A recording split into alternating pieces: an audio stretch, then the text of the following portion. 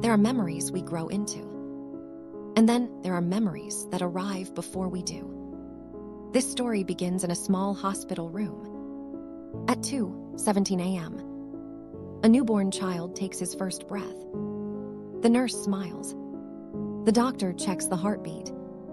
Everything looks normal, until the baby screams.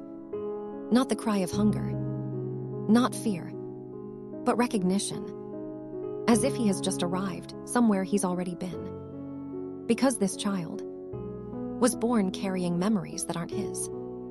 They named him Eli. From the first week, something felt off. He didn't cry like other Bobbies. He watched. His eyes followed people around the room with focus. Too much focus.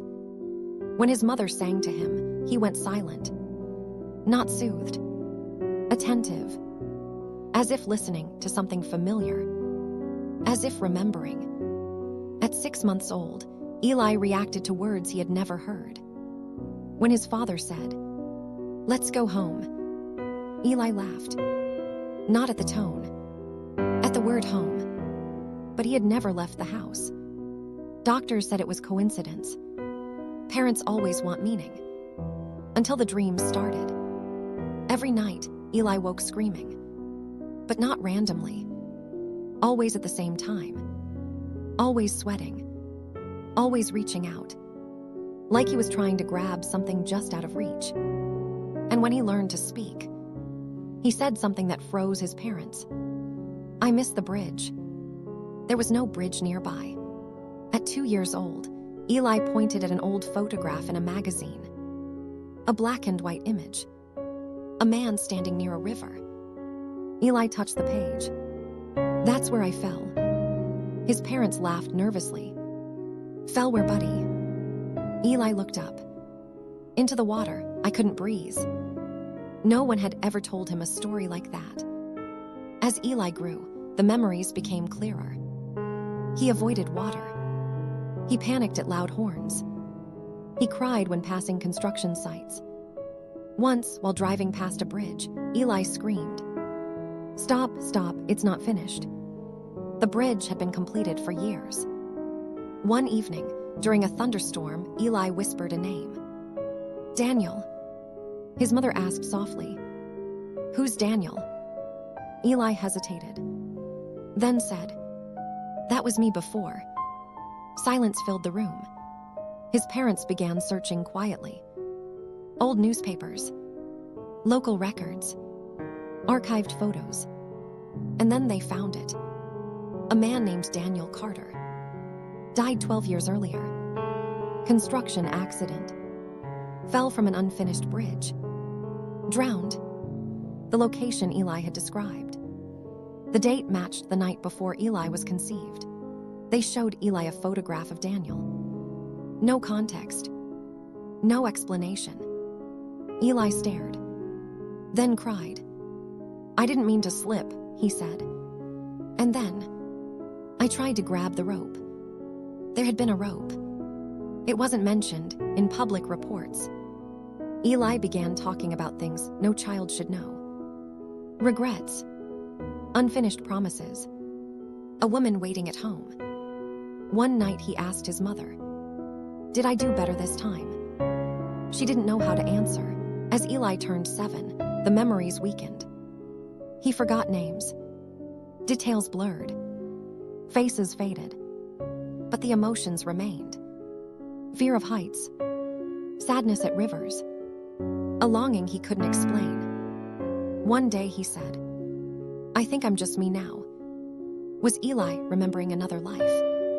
Or was his mind doing something else entirely? Some scientists say memory is not stored only in the brain. Some cultures believe consciousness doesn't end, it transfers. Maybe Eli wasn't haunted. Maybe he was entrusted with a memory that needed to be remembered. If memories can survive death, what else can?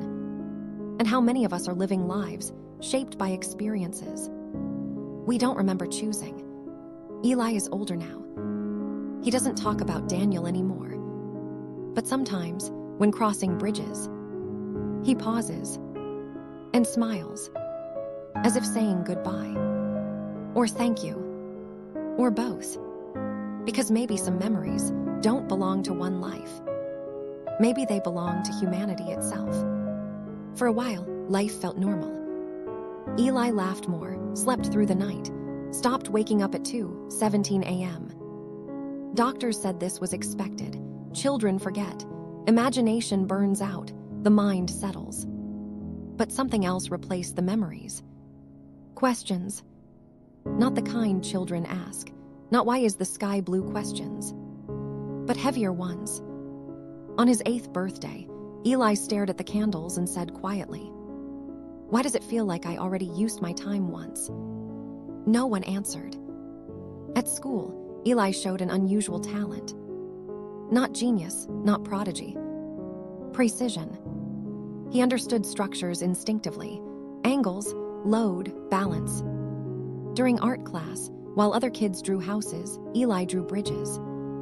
Perfect ones. His teacher asked, "Who taught you that?" Eli shrugged. "I just know where things fail." When asked how he knew, he couldn't explain.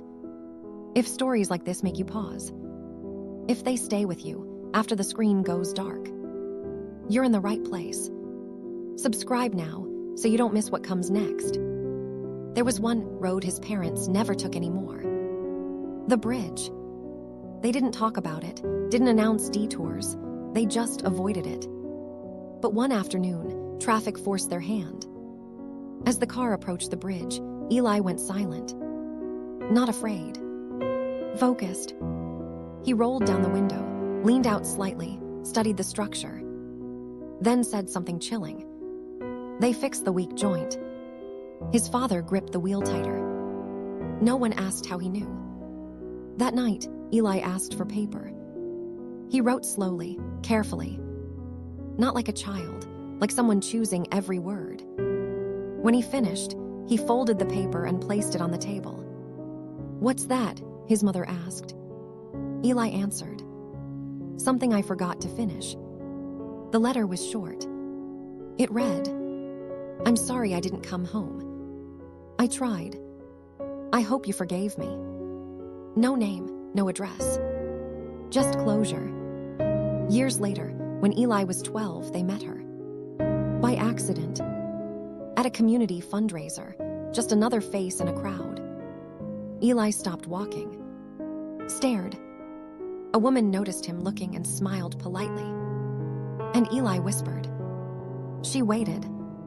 His mother felt the blood drain from her face. The woman's name. Sarah Carter. Daniel's wife.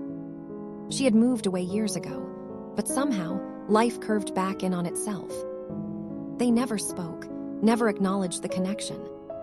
But as they passed each other, the woman's eyes filled with tears, as if she recognized something too. Years passed. Eli grew into himself. No more dreams, no more names, no more flashes. But scientists would later say something strange. When children experience intense early memory loss, the brain doesn't erase, it repurposes. The emotional weight remains, the information dissolves, but behavior adapts. Maybe Eli didn't remember a past life. Maybe he inherited an unresolved pattern. A warning. A lesson. Or maybe memory isn't owned by the brain at all. At 16, Eli stood at a career crossroads. Engineering, architecture, design. Things that build, things that last. When asked why he chose structural safety as a focus, he gave a simple answer. So nothing falls the way it used to. No one pressed further. One evening, years later, Eli crossed a bridge alone. Not afraid, not hesitant. He paused at the center, looked down at the water, and felt nothing. No fear, no sadness, no pull. Just peace. For the first time, the memory had nothing left to say. If memories can move forward, if unfinished lives can echo, then maybe consciousness doesn't repeat itself. Maybe it continues. Learning, correcting, evolving. Not punishment. Completion. Eli doesn't talk about the past anymore.